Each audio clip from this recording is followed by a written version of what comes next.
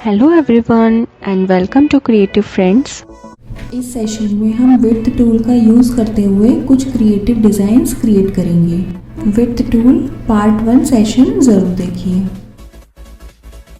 अब line segment tool का use करते हुए हमने एक लाइन क्रिएट करी। अब इसकी थिकनेस को एडजस्ट करेंगे हम लोग विड्थ टूल का यूज़ करते हुए।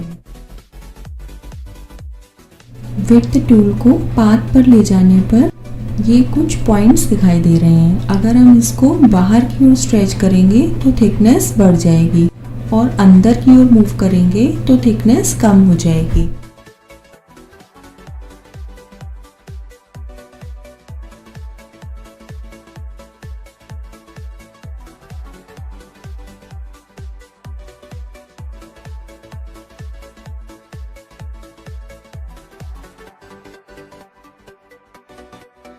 अगर हमें थिकनेस एक साइड से ही बढ़ानी है तो ऑल्ट की प्रेस करते हुए स्ट्रेच करेंगे।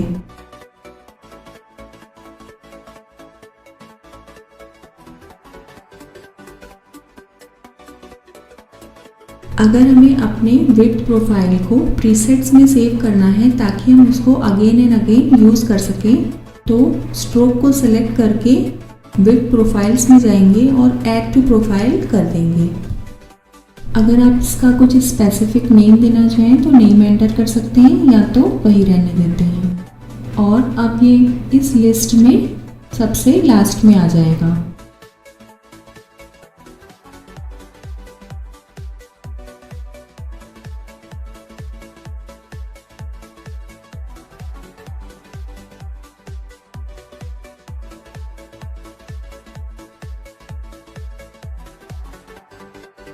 अब देखते हैं कि लोगो डिज़ाइन में इसे हम कैसे यूज़ करेंगे।